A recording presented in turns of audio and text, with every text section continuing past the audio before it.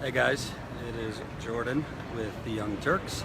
I am live from what I call the never-ending day of flying here at the Denver airport. Woke up at 6 a.m. North Dakota time, whatever, I don't know if that's mountain or western, who knows. Took a flight from Bismarck, North Dakota, over to Denver. The flight from Bismarck was delayed because Denver had a complete ground stop due to weather. So Bismarck was delayed about a half hour, and then Denver, my flight from Denver to Chicago, not going to New York yet, my flight from Denver to Chicago was delayed an hour and a half. So I was going to miss my connecting flight in Chicago. So I got off the plane in Denver and got a new flight that will take me direct from Denver to New York. But I have to wait for that, so just got a massage. Was going to get a cocktail after, but the guy really beat the shit out of me. It's going to feel good, but I'm a little sore, so I decided to get a smoothie instead. And I'm just hanging around, so I figured I'd talk to you. Kind of an open mic here. Talk to you about my experience at the Dakotas, at the camps, the various camps that I visited. Obviously, I was there to cover the strong protest against the Dakota Access Pipeline, which frankly was really, really moving and life-changing, I would say. Along with me, the only other real big media outlets I saw were Vice was there and did some great work, and was right there when security officers pretty much unleashed dogs on protesters. They call themselves protectors, not protesters, I should say. So I didn't really want to only try to focus into more of the tribal experience and more of the intimate moments. So luckily the first day we were in the right place at the right time. We covered a indigenous ceremony. One people! One love! One heart! One consciousness! That honored a guy named Happy. He is a Native American who last week chained himself to one of the construction machines. It was really powerful. They honored him for his sacrifice, and it was a real eye-opening experience for me. You know, I'm a white guy from New York, so I never really was in a Native American ceremony. So to witness a lot of the love and a lot of the joy and real togetherness, it's very rare that, you know, when you're in media, you're not constantly looking down at your phone and you're always connected. But it was very easy to lose that false connection and instead be really connected in this circle as people were giving Happy their sincere gratitude, and other people around the circle. It was kind of like an open mic for therapy. People kind of talked about what brought them here. There was a lot of people who are not from there who came in to support the tribe. This was at Sacred Stone Camp. My interview with the owner of the land, her name is LaDonna Brave Bull, that went up on the channel this morning, and it was powerful. You know, it's kind of like, it's not just about saving their water, which is obviously the most critical thing. It's about fighting back and, you know, demanding to be acknowledged as people and have their culture acknowledged. And I think that's one of the things lost. It's not just about water and, you know, trying to defeat a pipeline. It's about, you know, 500 years of genocide and mistreatment and treating Native Americans as if they don't exist. And I think that's what these tribes are fighting for. We're here now! These are human rights, we're fighting for them! You know, my experience around this circle, I was so moved I actually spoke up. You know, I usually try to just show you the story if I just express how moved I was, because I think that we're all kind of focused on trivial things and, you know, I hate Hillary and you know, we love Bernie and all these things that ignited us through the primary. But you kind of lose sight on the more important things, which are family and, you know, our nature and our land and helping people who need it. So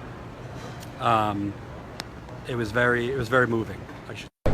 And moving on from there, we interviewed two family members, a brother and a sister, who chained themselves to construction machines yesterday. They got there bright and early at one of the construction sites that was going to be used as, further dig up graves and to further destroy sacred burial sites. So it was a brother and a sister chained themselves to two separate machines, and I interviewed both of them, and it was really striking. The sister spoke better English, but the brother too. It's when you chain yourself around basically a construction bulldozer that's digging up the land and destroying the land. You're really putting your body on the line. As Happy said to me, he didn't know if they were going to just start using the machine with him on it. Which obviously would have put his body on the line, and he felt his life at risk. Water is life! Water is life!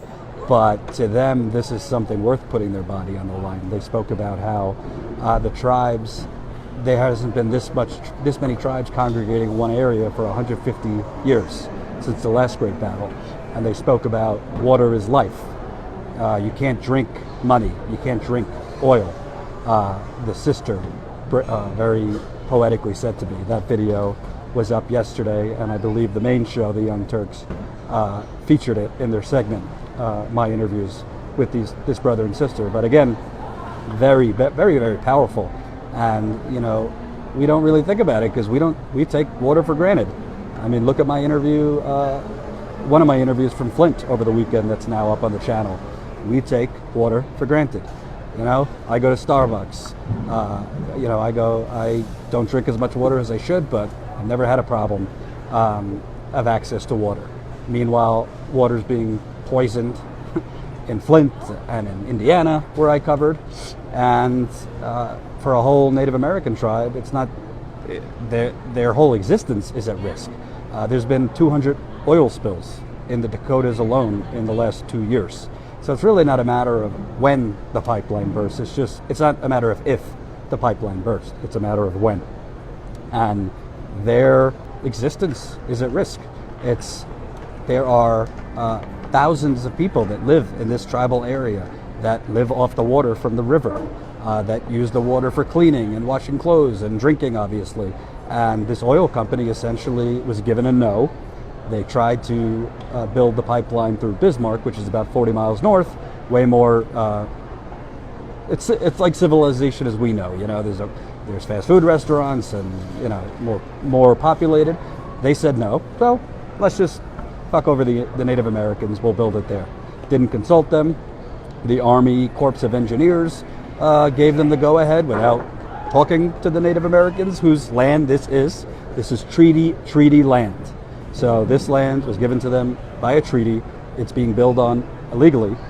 And President Obama, after the fact, said, I support their restraining order, and we need to have a climate test to make sure this isn't going to, negatively impact the people and the land. That's after they started destroying the burial grounds that these Native Americans' ancestors live. So as you can see, our government, either it's completely incompetent or completely corrupt. I think it's a mix of both. But our government, pretty much dropped the ball on this. Linda says it is not just their existence at risk, it is our nation and looking to the future of the planet. You couldn't say it better. That's very poetic, Linda. And another thing that was really striking to me is just the onslaught of support these Native Americans have got. There's people from around the country, Native Americans, Caucasians, African Americans, who all congregated in the main tribal camp to show their support. Many of them, there's hundreds of people camping out in this main area. By the way, they encourage you to come down. If you are interested and want more information, you could message me on Facebook. I'll try to answer you. They're there because they're putting their skin in the game. Obviously, it's Native Americans. It's very personal to them, but I met many people that are just like you and me who have come down to show their support, because this is not just about the Native Americans versus a pipeline. This is about greed versus humanity, which isn't that what every political story is these days? That's seems to be the underlying story: greed versus humanity. These oil companies for energy independence, which is bullshit because this pipeline is going to be used mostly for foreign exports. But, they look at these Native Americans in this land kind of as a little box on their spreadsheet. They're not humans to them. They don't worry about it because to them the almighty dollar is the most important thing, not whether people can live or have clean water. And so that's what I was trying to show. And I think when you look at the videos I did and you look at the interviews I did, to me, when I interview someone, obviously you can't see it as close as I can see it, but one of the first things I look at is somebody's eyes, because you could tell a lot about whether somebody just wants to be in front of a camera or whether someone's genuine by their eyes. And there's not one person I interviewed here over the last few days. When I looked at their eyes, you could see the emotion and the pain seeping from their eyes. And we shall remain. Our ancestors fought so that we shall live, so it's up to us to do the same. It's not something I could explain to you, it's just a gut instinct I have. I usually, when I'm interviewing people that I don't get that, I tend to try to wrap it up rather quickly because I don't want to interview people that just want to be in front of a camera. That's not why I got into this either. If I could tell the story through origami, I'd do it. I don't personally care about being some star in front of a camera. That's why I was never in front of a camera before this job. So I think that other things that should be noted, I want to be balanced, so it should be said, I've heard from more than one people that there have been pipeline construction workers who have had their car windows destroyed, property of theirs destroyed. Obviously, I don't have that much sympathy for them, but we should note, because I've spoken with some of the pipeline workers that can't go on camera, they'd lose their jobs, but I spoke with some of them off the record, and a lot of them sympathize with the Native Americans in the area. And for them, one guy I spoke with earlier, I have a house and a mortgage, this is my job. He feels conflicted, but he wanted to get across, we're with you, but we're doing our job. And we wish that the protesters wouldn't threaten us or break our windows or things like that. I should say, I haven't heard many instances of this, just a couple. Obviously, in any protest, there's going to be some people who take it to the extremes, destroy property and things like that, and I don't encourage that. But as I said to the guy, listen, I respect that you need to pay your mortgage and your home, but you happen to be doing it for companies that are destroying people's land and possibly destroying their water and putting their lives at risk. So I can't really feel that sympathetic to you. This is the job you've chosen, and you're going to have to deal with some hot. You're going to have to be in some hot water. No bad pun intended. So tough shit is basically what I say. Obviously, if it escalates into physical violence, that's different. But your windows being broken and things like that, I don't encourage it. But I also, I understand why some people are taking it to extremes. So what can I tell you? I'm not going to feel bad for Nazis who were just doing their job. I'm not calling the construction workers Nazis, but if you're part of something that is inherently not right, if you need to do it to pay your mortgage and you can't do anything else, then that's one thing. But you can't really, if people are going to threaten you and be hostile towards you, deal with it. So as Kenny just said, these people are fighting for their lives. So other things I wanted to share. I spoke with Jill Stein, who was there, and if I'm keeping it real, she was definitely challenged very aggressively by some of the Native Americans. I don't think they were particularly hostile towards her. They're just angry at politicians in general, and Jill Stein happened to be the politician in front of them. So there were a bunch of Native American protectors who were standing on top of this machine, hovering above the woman who had chained herself. And Jill Stein was there, and they were asking all sorts of questions, and she was not giving answers that were satisfactory to them. So we got that on tape.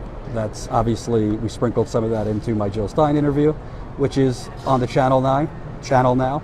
I understand where they're coming from because, in fairness to Jill Stein, she's not going to be an expert in the Native American land treaties and all these different things. I guarantee you Hillary Clinton's not. Guarantee you Donald Trump isn't. But, the bottom line is she's there.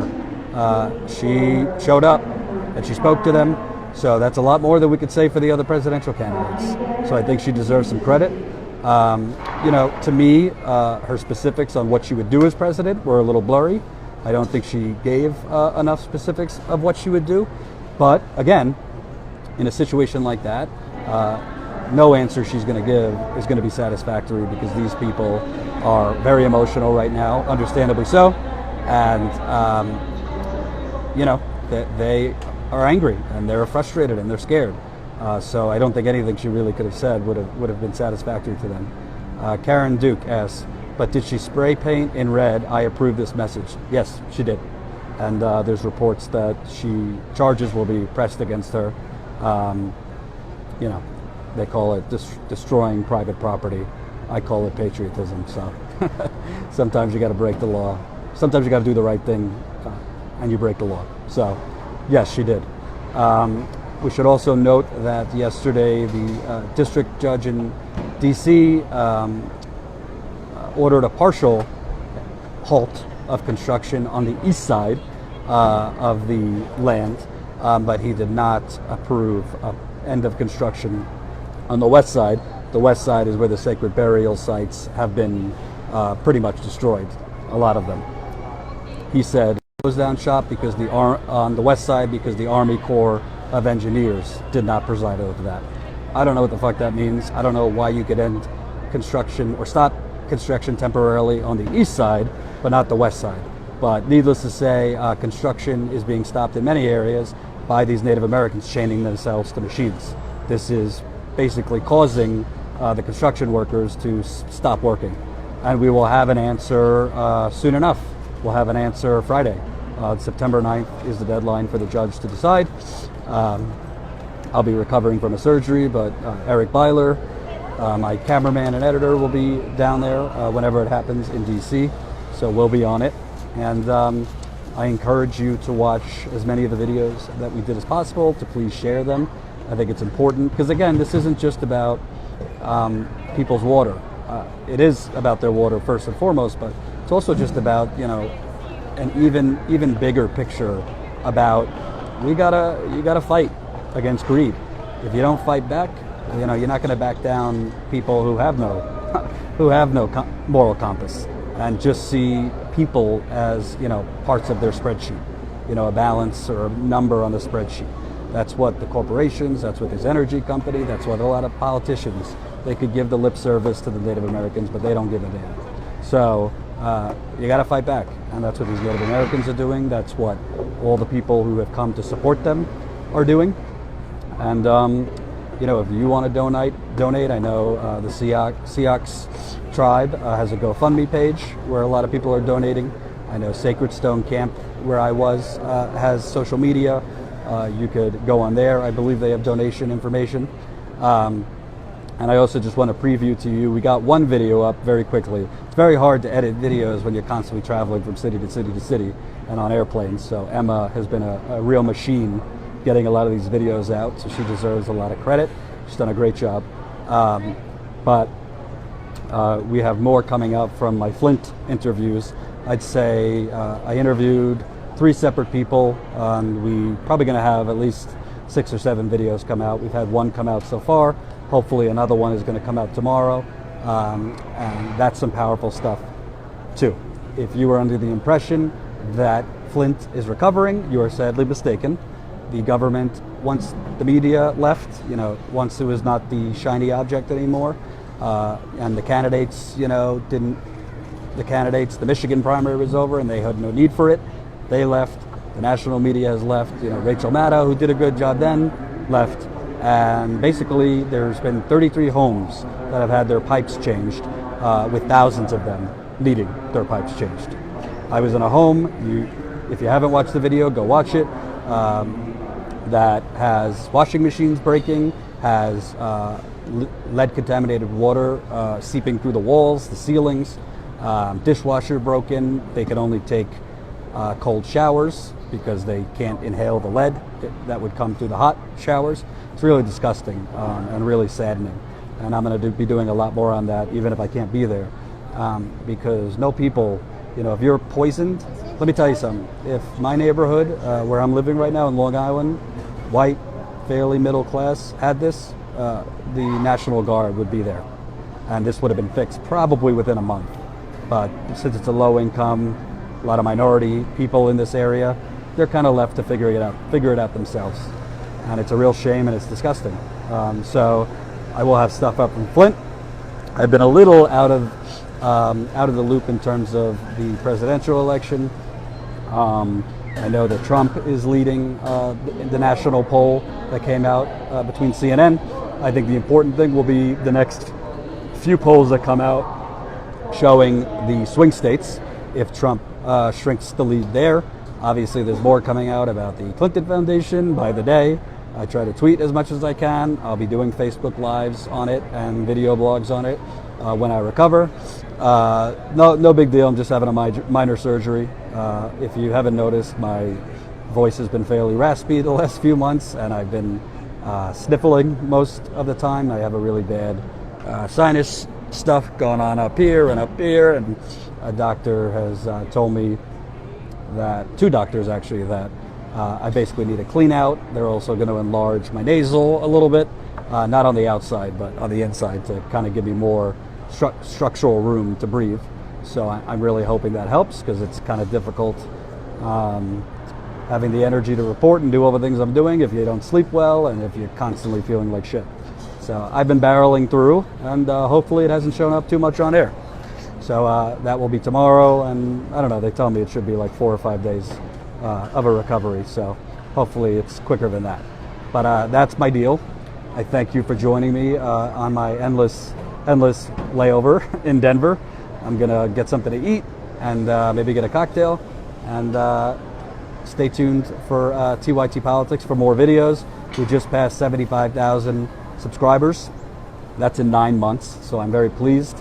It shows that if you do real reporting and you speak to real people and you give a damn and you're not looking for a soundbite, but you're looking for a story, there's an audience for it. I'm hoping to get to 100,000 sometime soon, ideally before the election, but what are you going to do? I'd like to get the word out more about TYT Politics. Obviously the Young Turks, I'm pushing them to promote it as much as they can. And I ask you, always talk about it with your friends, talk about it with your family. I'm as grassroots as it gets. Even though I have the Young Turks name behind me, we need all the help and promotion we can get, because to me it's not really about it's not about so much reaching a number of subscribers or views. It's about getting important stories in front of as many people as possible, as many people who care.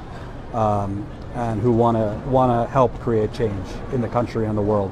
That's what I'm trying to do. So thank you for your support, and I will see you in a few days, probably next week when I'm recovered. Thanks, guys.